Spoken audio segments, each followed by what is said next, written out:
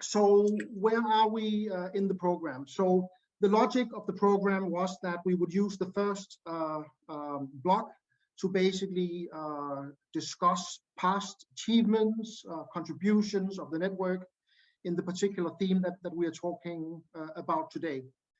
And now in this next block, we will move from the past to the future. So maybe not the next 20 years of research agenda, but at least, you know, the immediate future. And basically what we have is a presentation by Diana Suarez as a speaker. Then we have two discussants, Anabel Marin and Erika Kraemer-Mbula. So we are in good hands in terms of setting us off on a good discussion. So let me just also go through the key questions. So this is basically what we would like to get out of this discussion. Is some insights, contribution, views from everybody in this meeting, veterans in our community and newcomers. So the first question, you know, what are the most urgent issues to tackle for the next generation of scholars under this theme that we're discussing today, knowledge-based development and local learning economies? And second question, what are the most important new areas of research to develop under this new theme? And how can we leverage our truly global network that we have in this community? And how can Globelics strengthen its relevance, taking on strategic areas related to current and future challenges? And I think, I mean, several of the speakers have already touched upon many of these issues. And I think, I mean, we will, in the next session, we'll be talking about this relevance issue also from a very practical perspective. Basically, Joanna Chataway was talking about we need to understand the process of change, and this relates here to the third point. And I think we will, in the next session, talking about some of the specificities about how that process of change is happening, how we can contribute to it as a global network.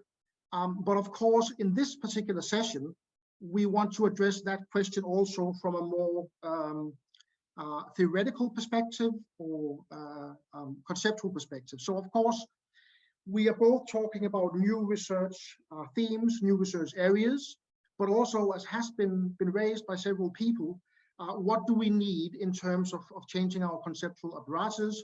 What are some of the assumptions that need to change that was already highlighted? And also, before we move on to the speaker, I just want to again highlight that this session is the first of 5 sessions that we will have, 2 this year, of which this is the first one, and we will have 3 next year in 2023, again leading up to the conference that will take place in Kerala next year. And by the way, KJ, if you are still online, it would be good to get a word from you when will actually be the conference, what will be the specific dates. But basically, we have these 5 online workshops set up. And of course, there's a lot of overlap between these different themes. It's difficult to demark them, but basically, we should try to focus as much as possible on the first theme here, knowledge-based development and local learning economies. So with that introduction, I would like now Diana to share her thoughts on this. So Diana, please. Thank you, Rasmus. Thank you. And thank you for the invitation. It's a pleasure to share the screen, this panel with you, with Erika, with Anabel, and again with Rasmus. I was also assigned an impossible task to talk about the future research agenda in a couple of minutes. Then I saw, okay, they sent me some questions. Oh my God, these questions are impossible again. So I will do my best, as Bentoke and Jose in the last panel, to raise some issues that I'm sure we will have to talk about in the near future, as Rasmus said, like tomorrow, right now. The first question was about the agenda. Rasmus just read, what are the most urgent issues to tackle for the next generation of scholars under the theme knowledge-based development and local learning economies? And I want to stress the words urgent, scholars, and development. I think those are the most important ideas in this question. What are the urgent issues that we must necessarily include in any research agenda? This is easy because they are sustainability, equity, and democracy. And I'm just paraphrasing Judith and Rodrigo with these three important words and challenges. I have been working with gender and science for the last couple of years. I'm not talking about gender right now, but I would like to play some examples to illustrate my point here. In gender studies, we talk about mainstreaming gender. Mainstreaming means the gender perspective in any action, in any research. In our case, in our agendas. In our agendas about development and innovation and science and technology. We have to think with the gender perspective, is what we say, and consider the gender-based aspects of any research. It is not about having people specialize in gender, but to have specialized people with a gender perspective. And the same applies to sustainability, democracy, and of course, equity. We need to mainstreaming social and environmental sustainability in our subjects, in our research subjects. And this implies moving from the linear logic where research comes first and impact and transfer and cooperation comes afterwards. Impact of our research and how our research contributes to development must be part of the research design. And the same and even more happens with democracy. The challenge of democracy is not just to, of course, voting is very important, is electing our representative. Victory for Lula, I read, and good luck tomorrow. Of course, voting is important, but democracy is about empowering people, and that's our duty as scholars. We have to communicate science, we have to debate science, and we have to empower people with the knowledge we produce. But we need to move towards more democratic ways of defining research subjects. Meaning the development challenge, how we define the development challenge from climate change to unemployment. And then the other word was scholars and future generation of scholars.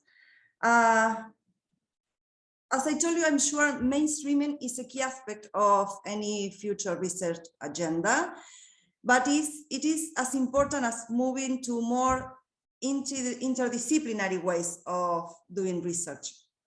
As scholars, we know how we have written, we write about interdisciplinary, transdiscipline, multidiscipline, etc., etc.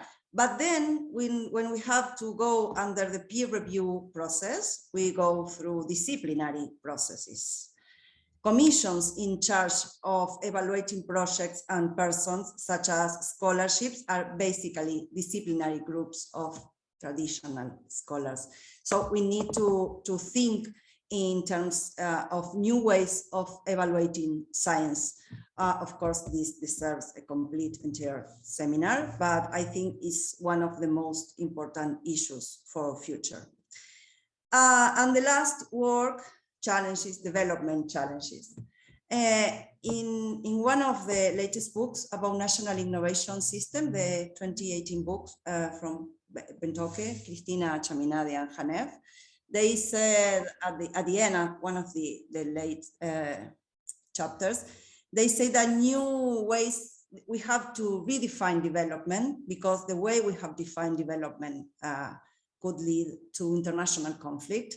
This was before the COVID crisis. So I would add now that the way we have defined development led us to this crisis. So we need to think of new ways of defining global development.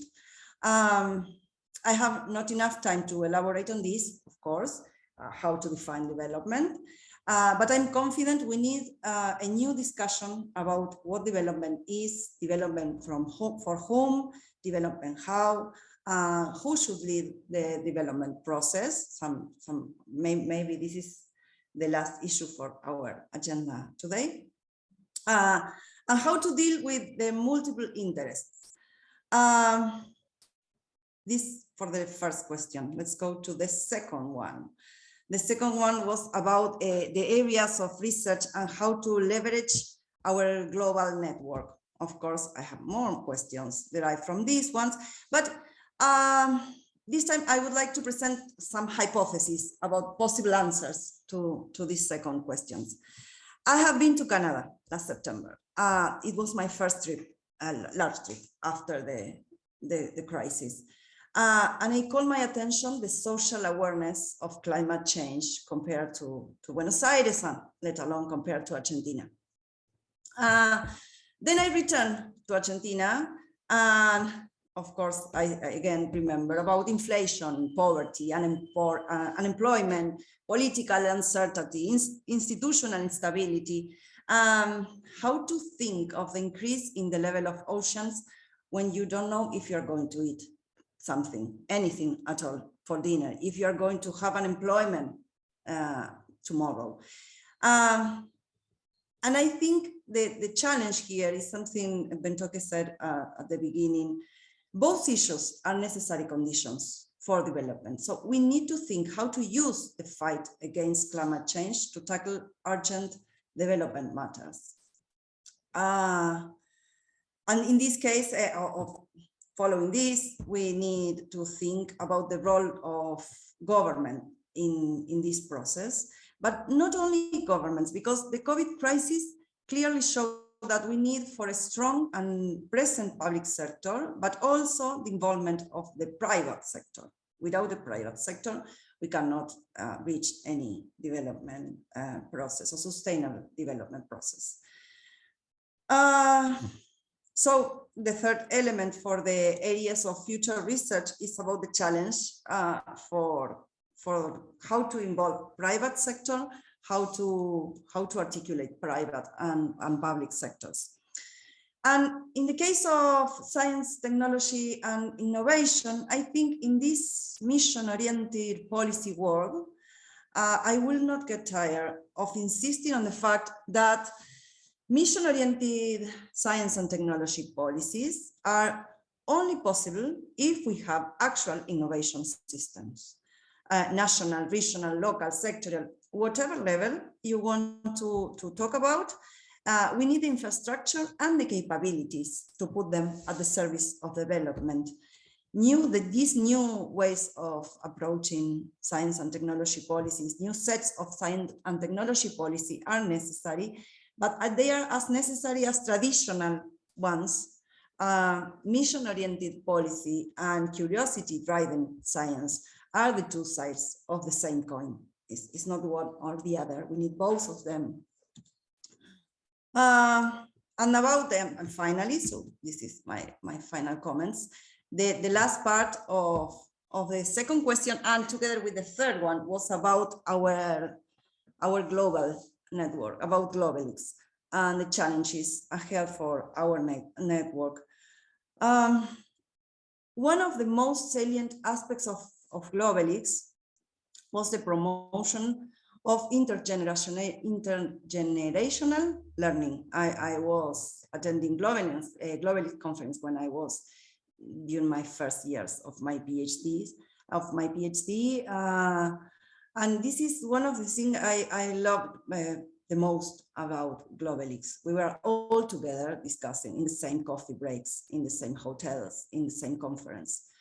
So we need, and I think I feel this responsibility, how to continue promoting this collaborative research and training of young scholars together in the same place during the same days. For those of us who learned under this interactive way of science, we know we have to look for new ways of funding and for continuing with this type of activities. Of course, we have the regional chapters. These are also very important aspects. We have LALIX, AsiaLix, AfricaLix, and all the leaks we already know. So I think now we can say that Globelix is a network of networks. And in this sense, we need to find new ways of interacting using ICTs and new technologies, because it's not only to have the present seminars, but we also have this type of seminars. We need to define, to identify new ways of interacting. And so I would like to raise this question: which other ways of interactive research and learning are available today with these new technologies?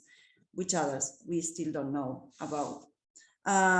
So maybe looking for answers to this question is another issue for the future agenda.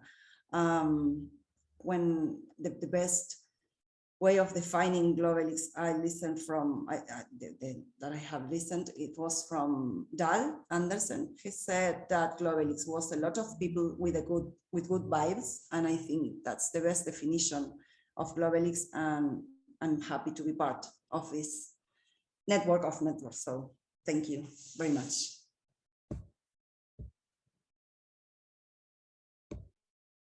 Thank you very much, Diana, for these thoughts and reflections. In fact, I was thinking as you were coming towards the end, that maybe we need a separate meeting of this kind to discuss those issues that you just raised. So exactly how do we, as a network, how do we organize ourselves, and how do we innovate in the way that we work? But in interest of time, let's move quickly now to Anabel. And Anabel, you have up to 10 minutes. Okay, can you hear me well? Okay, great.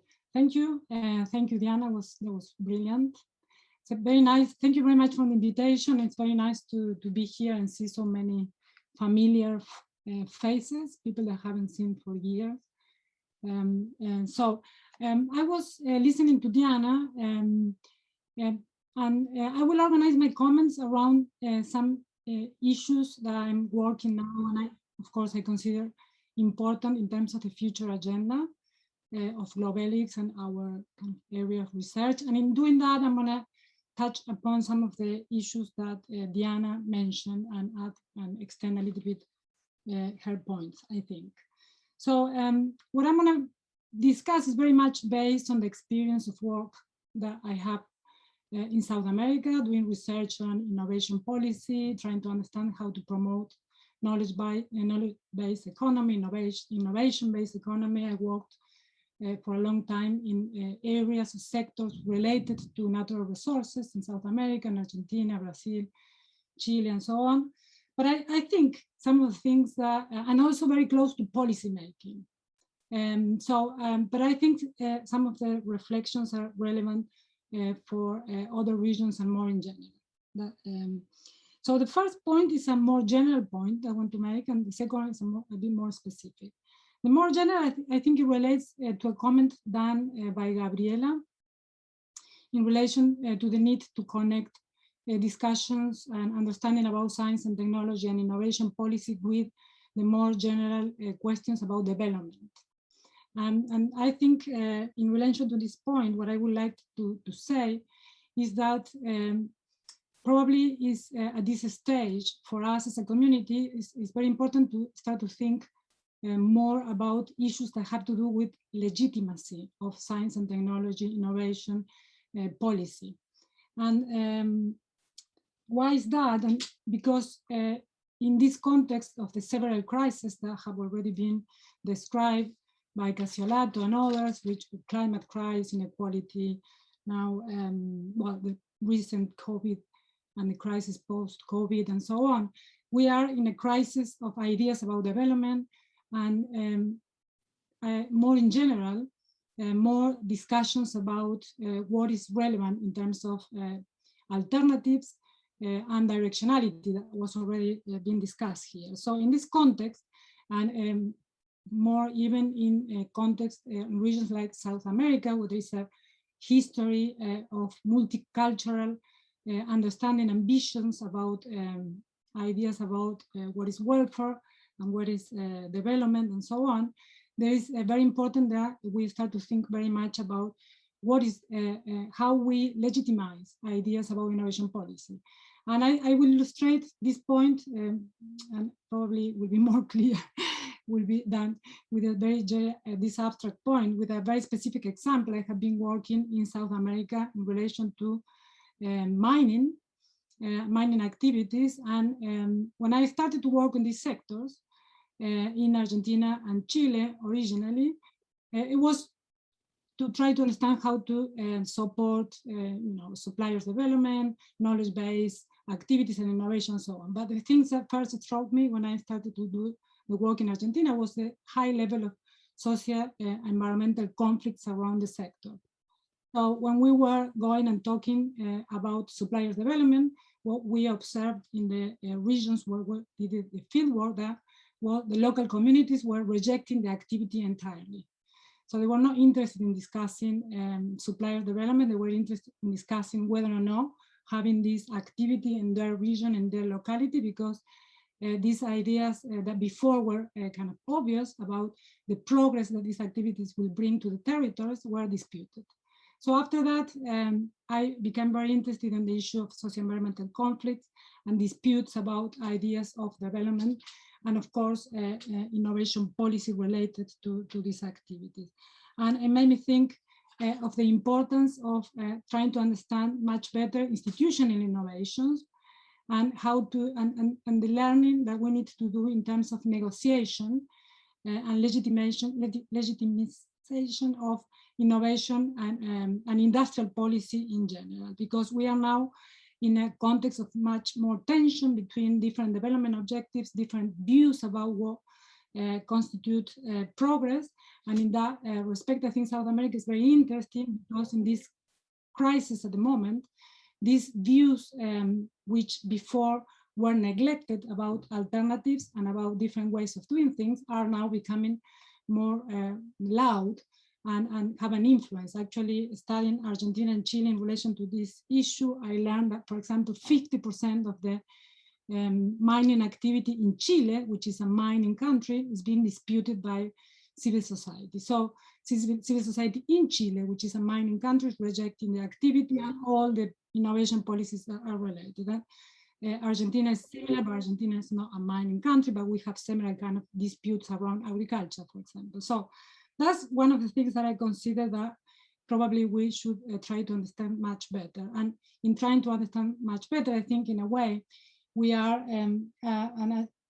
Diana was talking about, I think, the need to open science processes. And I think probably what I'm suggesting here, that we should open also policy processes more in general, innovation and industrial policies, and see how we do it and which capacities, because the experience of Argentina recently, for example, has been the incapacity of the state of really pushing certain agendas because of the lack of abilities to deal and negotiate with the civil society, the way to progress.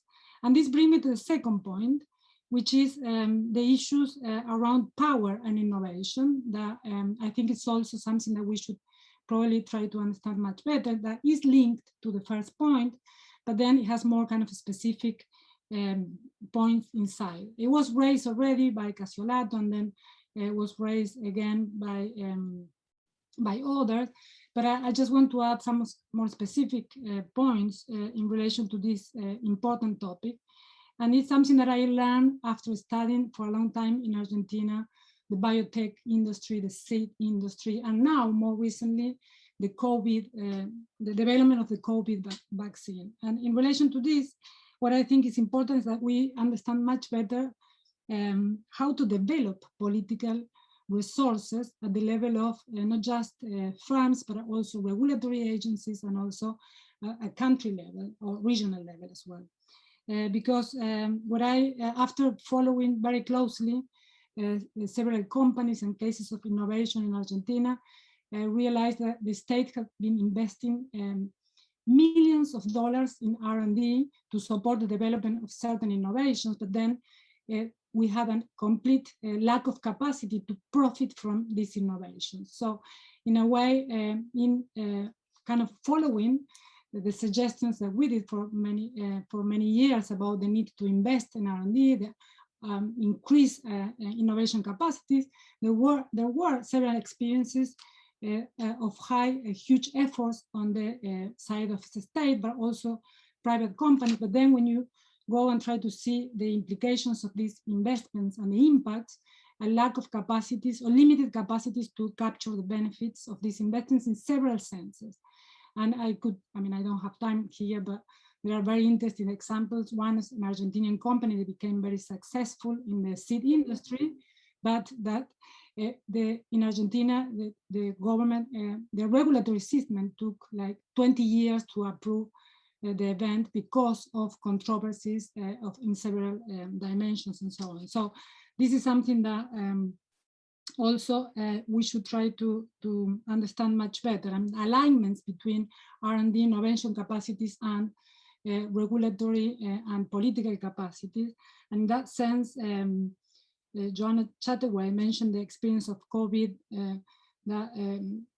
how impressive was the speed with which the science and technology system deliver a response, and the problems with then the political capacity to distribute the benefits. But I would say that what struck me more about this experience is the speed with which a few large companies and a few governments that work together with these companies manage to convince that their solution and sell their solution to the global markets, leaving aside many other possible solutions that were developed in other countries, in other regions, and so on. So the speed with which the system locked out alternatives is what really struck me about the experience of the COVID vaccine. And we have now a project with Michiko that is here, that we are trying to understand a little bit more specifically the mechanisms that will happen, and also trying to illuminate for countries that invest so much in science and technology and innovation, but then have limited capacities to really then capture the benefits in many ways. I think these are the two main points. And then just to finish, two minor points. One, I think I need to touch upon things that have been mentioned. Another, I think we should kind of move in the direction of much more radical perspectives, and by that I mean multidisciplinary, really trying to bring together views from very different disciplines when we are approaching the issues that we are interested in. And I just gave the example of the issue with socio-environmental conflicts. In dealing with that, I'm starting to learn and trying to understand things that to begin with were very distant to me, but now I'm interested in issues of procedural justice and how to really get into situations that help you to address these huge tensions in association with these development projects. And the last point is about, Diana mentioned this issue of the importance of the state, but also the private sector, and I will add there, linked to the several things that I have said, the importance of civil societies. Something that I have learned through all this work is that civil society is a powerful force of change and innovation that we haven't really included well within our models, and I think the whole discipline will benefit from bringing more centrally and trying to understand better how civil society is shaping process and can eventually even have higher power to shape process in the future with huge challenges that we have ahead and which markets and institutions actually are not addressing very well. So I don't know how I'm with time, but I will finish here. I feel like I talked a lot. Thank you.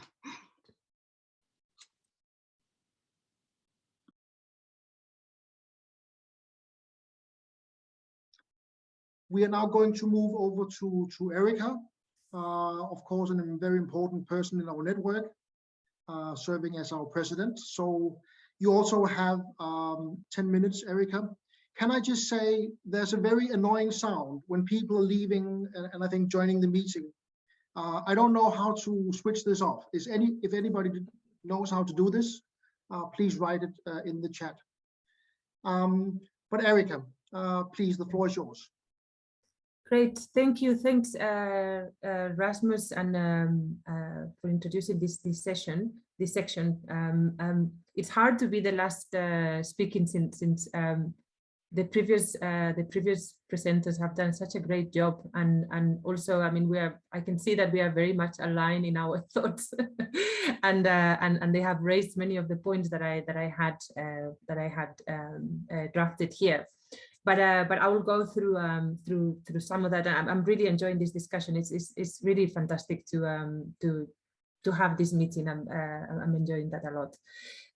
But I will start by saying that sitting here in Africa, in this continent, in this region, one of the main things that I see coming out from Globelics and particularly from our continent as compared to the past 20 years is that we're reaching a point where we are starting to get a critical mass of scholars that not only in the African continent, but also in other regions in the global south that are working in the field of innovation and development. And what does this mean? It's quite, I mean, it's easy to say, you know, we have more people working on it, but it means that each of these young and emerging scholars is interpreting and reinterpreting theory, concepts, and adapting the way in which they gather new evidence of problems that are contextually relevant to them, and that speaks to the context and the realities that they face. And they are becoming senior scholars themselves, and they are passing on some of these new interpreted ways of understanding theory and concepts to others, and this is a big asset in Globelics.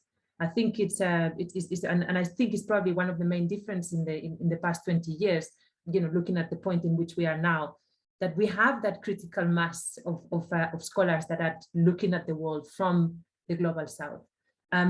So how do we leverage on that asset to really take forward some of these challenges that many have raised? As Gabriela is saying, you know, we need to build theory. We need to find ways of. Others have said we need to find ways of tackling some of these burning issues such as climate change and so on. So how do we leverage that vision from the south that is starting to form? We're reaping the benefits now of all this hard work that our senior scholars have put into this network for the past 20 years. How do we leverage on that to advance in these critical areas? So Diana said something quite important, and Anabel also reiterated that. The so-called developing countries have been recipients of descriptions and visions of what development is. We have been described as developing countries based on a vision of development that was outside us. So many aspects that were central in our societies and continue to be central in our societies. For instance, the concept of Ubuntu in the African continent, this concept of humanity, I am because we are. These aspects have become irrelevant in the understanding of development. And I think it has shaped the way in which we understand catching up and leapfrogging and some of the central issues that we're interested to look at as in connection to innovation and development. So I fully agree with the previous two speakers about the importance of going back to these fundamental questions. And we have, again, the critical mass to do that. We have people that are understanding the connection of innovation and development from where they're sitting. And how do we use that to reinterpret and to rethink the way in which we understand development. I think this is quite fundamental and quite important. And I think the young generations, the new emerging scholars, are in a very good position to do that. Bentoke talked about, when he mentioned one of our main contributions, he talked about the importance of the networking, linking innovation to different types of knowledge. And perhaps something and linking with this vision from the Global South, perhaps revisiting the role of indigenous knowledge in bringing that into the package and trying to understand and expand the types of knowledge that are important for innovation can be something that scholars from new and emerging generations can sort of take forward. All of that in connection with what has been raised also around, the current experience with the pandemic. The pandemic has really put scientific knowledge at the center of the stage. For the first time in a very long time, everybody was turning their heads to scientists to look for answers. What should we do? Please tell us the direction in which we need to move. And it really put science in the spotlight, but also it taught us that other types of knowledge, experiential knowledge, the DUI part of the story is essential, right? So many of these scientific solutions unfolded in very different ways in different parts of the world because it was hinging on that experiential knowledge. And I think the role of indigenous knowledge also should come into that package. Gabriela talked a lot about theory building, the local innovation and production systems approach, for instance, coming back to the theme of this workshop. The local innovation and production systems has been a major advance. For instance, I see it as a major advance in theory coming from the Global South with very important methodological implications. So, how can we see more of that emerging from other regions and from the Global South, seeing more of this reinterpretation of the innovation systems into the different regions and coming up with new theory. Many have highlighted the issues of equity and sustainability as central.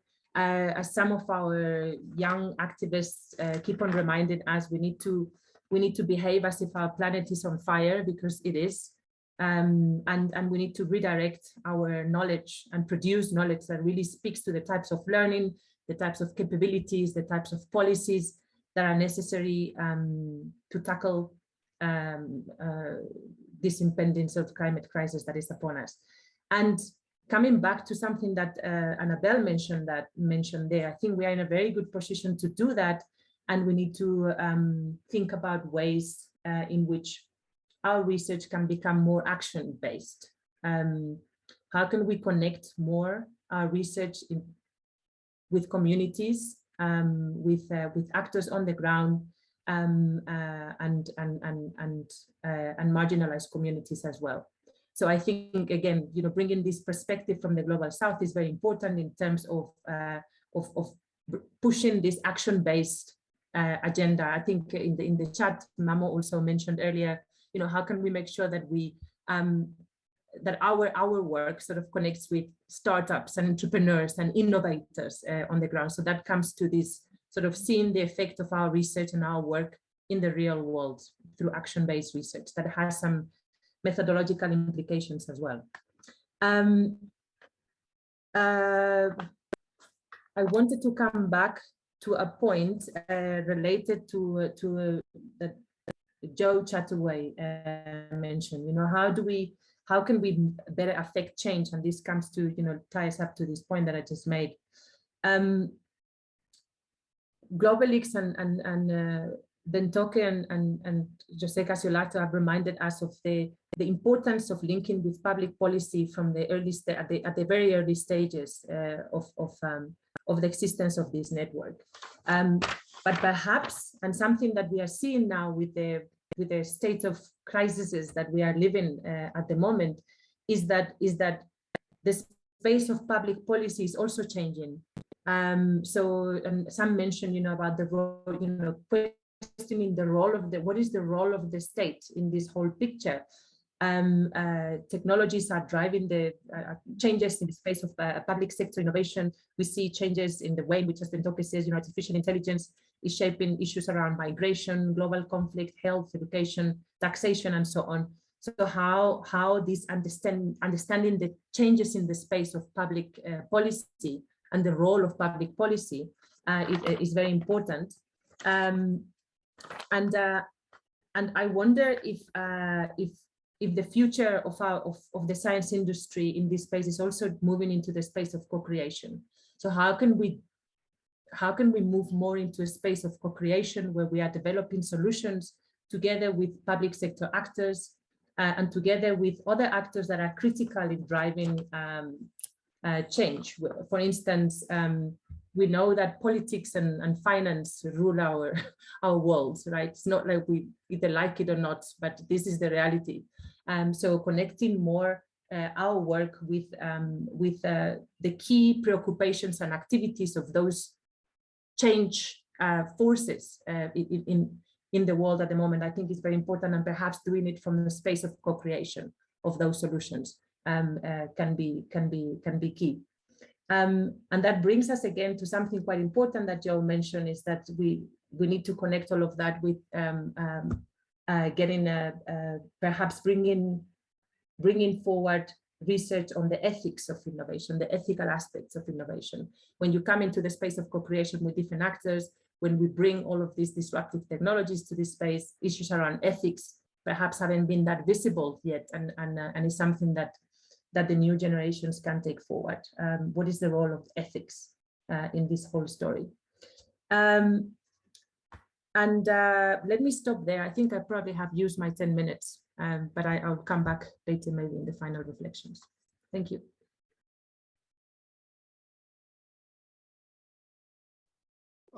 Thank you very much, Erika, and other speakers. Thanks a lot. I think a lot to absorb here, already many ideas on the table, but we still have about 15 minutes or so for all your views and ideas.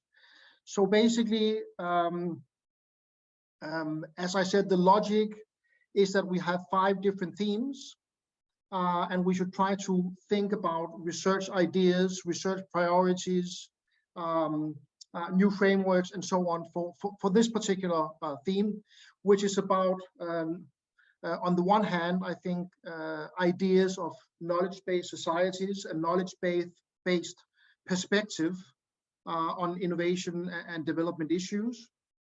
On the other hand, there's also, I think, under this theme, issues to do with the territorial dimension, so localized innovation systems and so on, as opposed to more global perspectives that will be taken up, in fact, in the next meeting. So please come forward with your thoughts and ideas. And I was just reflecting, is it possible to distinguish between, on the one hand, issues and problems that we have been working on for a long time already, but we still haven't solved. And this is something we should continue working on. On the other hand, completely new emerging issues under this theme that we need to address. And of course, also, I think it would be interesting to hear views about, what is it, in fact, what is our strength as a network? What is our comparative advantage? In a way, what are the things that, is better left to other networks because they are more experienced and have better things to say about that? I think is also an interesting issue. I mean, when Erika is raising issues about ethics, for instance, extremely important, and I think, you know, it's something that will be on our agenda. But what does that mean? Does it mean that we need to read philosophy and ethics and so on? It raises difficult questions. And lastly, I just also want to highlight this issue of, you know, does it even make sense to distinguish in the way that we have tried to do between these different 5 themes? Or do we indeed need to take new perspectives, the helicopter view, and think very much more about, as already has been mentioned by several speakers, the interactions and the trade-offs and synergies between these 5 themes? So I can see we already have 2 hands raised, but please, we would like as many as people to of course contribute to the discussion. You can also write in the chat your ideas. But first, I think we have Glenda has raised her hand. Glenda will also be talking just in a moment. No, she has taken her hand down, I see. I can see that then, Bendoka, you still have your hands raised. Yeah, please, what's your comment?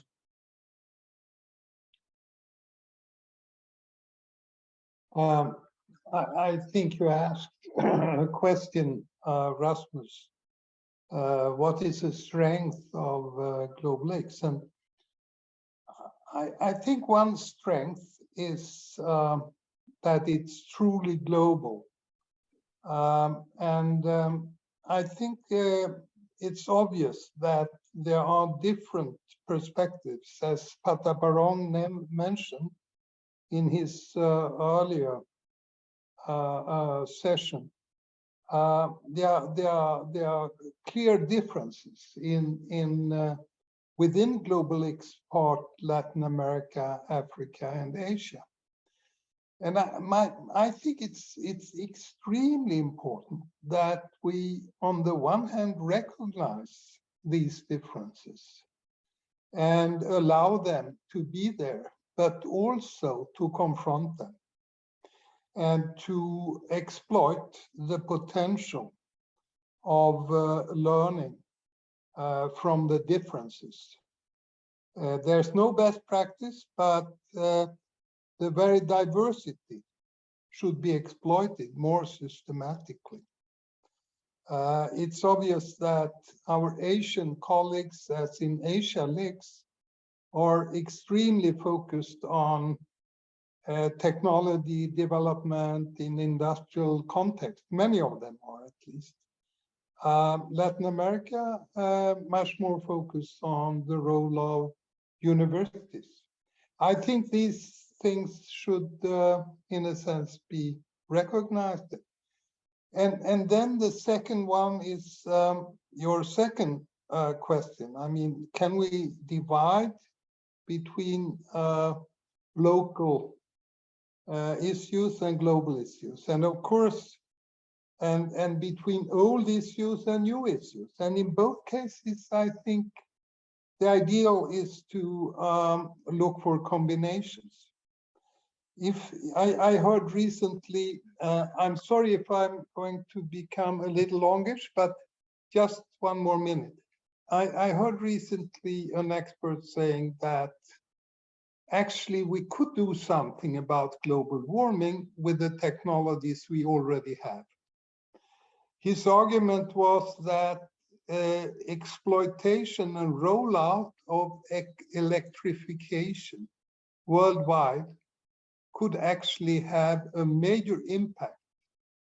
And it was not really a condition to develop extremely complex new technologies.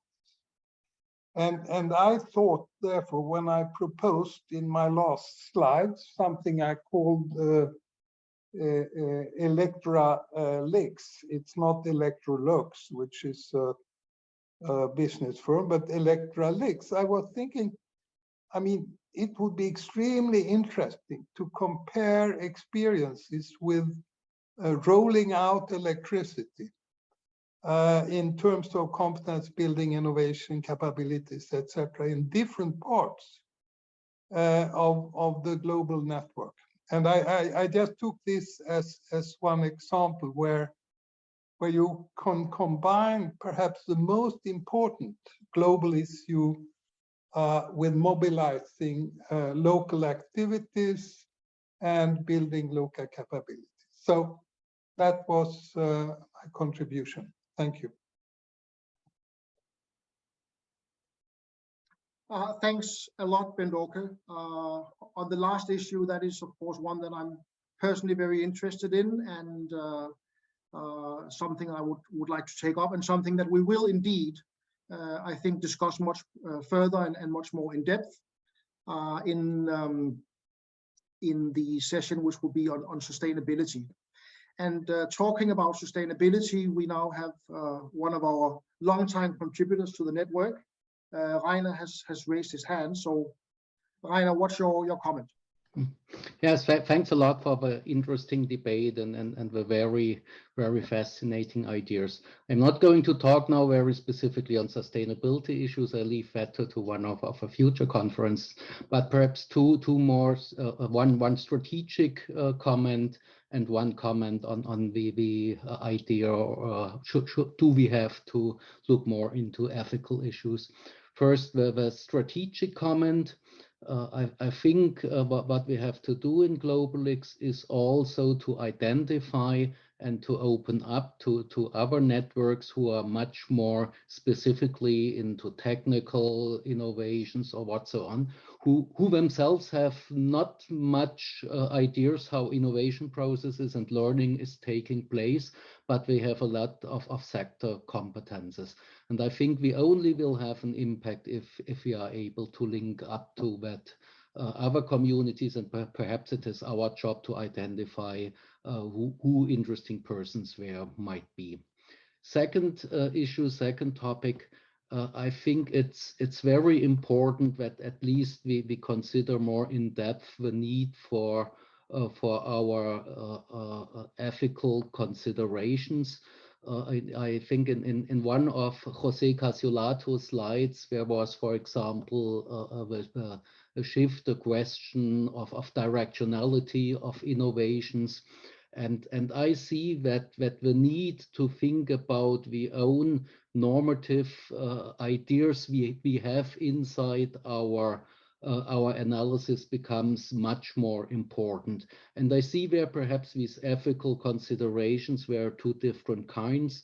One of them is very specific ethical issues, perhaps in dealing with certain topics like in health and so on.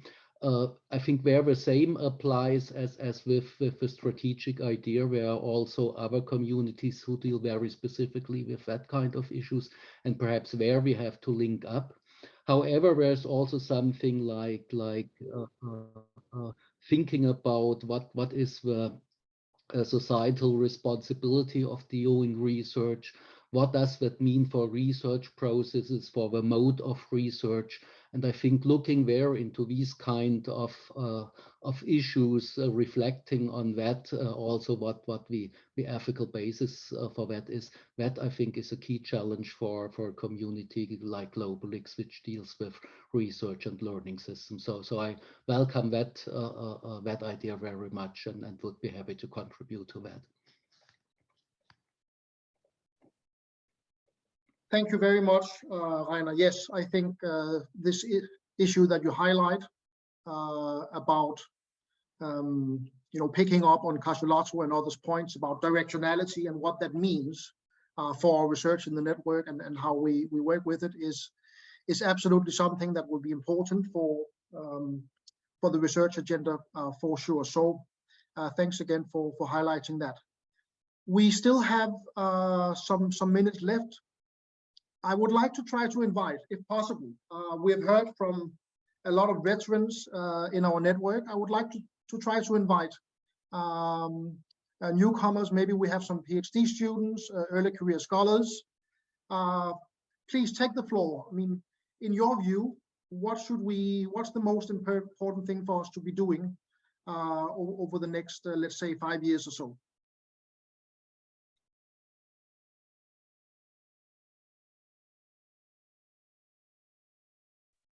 We used to use the social events for that, you know?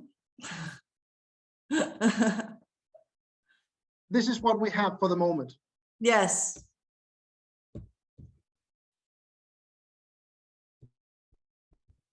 We can be a little less serious, you know, and open this up. That's a good thing. Okay, I can be very embarrassed in talking to an early researcher. When Erika was relating to taking a more action-based orientation in our research, I was thinking about the role of universities and the actual issues we had here in Brazil with our political process, as Professor Castellato was referenced, because nowadays we're trying to deal with it, but in 2018, we have pretty much a disconnection between what we are talking within the universities and what we were researching on and what the general public was discussing and talking, and we basically could not communicate. So how could we enclose, you know, the distance with civil society, actually, and how to bring our research to civil society and how to learn from it, how to learn from the interaction with the actual demands of civil society, because that is actually an actual issue in developing countries, because the inequities are so high that sometimes we get disconnected. So, and thank you for all the presentations. Thank you very much, Natalie, for that perspective. And yes, I mean, we haven't exactly completely unpacked and tried to define, you know, what is under this theme. But of course, one thing is the role of universities, which has been very important in the discussion of this theme over the last year. So, I mean, that's one thing to take out. Where are we in the debates about the role of universities, university industry interaction, and so on, and what should be issues for the future under that. Other thoughts and ideas, perspectives? Skiamante, please. Yes, thank you.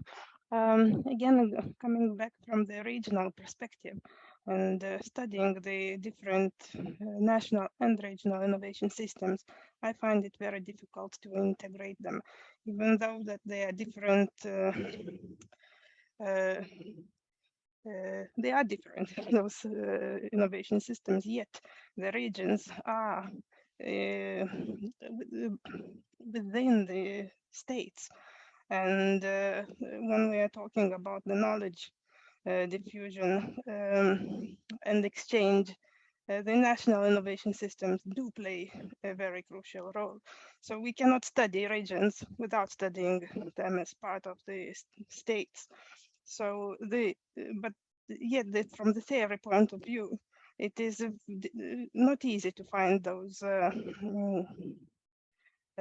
linkages between those systems. They still stand quite apart for me. So it would be interesting to find more integration, I think, from the theoretical point of view. Thank you very much. Veronica.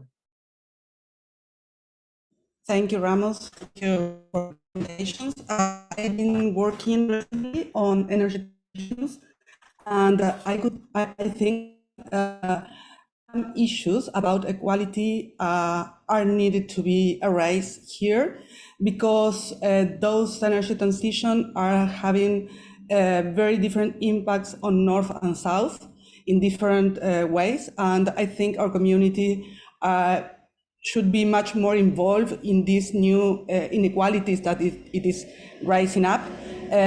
For instance, I am thinking on the inequalities regarding environmental issues and how cleaning the energy matrix in North are introducing very huge environmental debts in the South. especially in Africa with in Congo with cobalt belt and all the issues regarding batteries and salts in the case of lithium in Argentina, Chile, and Bolivia, but also the inequalities regarding the development opportunities that are opened up by those new markets, because all those new markets are being promoted and using as a very development driver for North, and South is quite being lagging in these opportunities of growing around new technologies of energy transitions, batteries, for instance, but also electrolyzer for hydrogen technology and so on and so forth. So I think those issues should be more arise for our community. Thank you very much, Veronica. Again, issues that I work with personally, and issues that we will indeed take up in later meetings. I think now I see Giamo, and Giamo, please, if you can do this in 20-30 seconds or so, because we need to move on to the next session. I also just want to, before we move on, I want to emphasize that if you look in the chat, there's a link there to a Google Sheets, I think, where you can insert your comments and ideas for future research agenda and others. So please use that if, after this meeting, you get a brainwave and think here's something that we need to work on. So Giamo, you took down your hand. You should still have the opportunity if you want to do it fast. Okay. Then I do think that we should move on to the next session.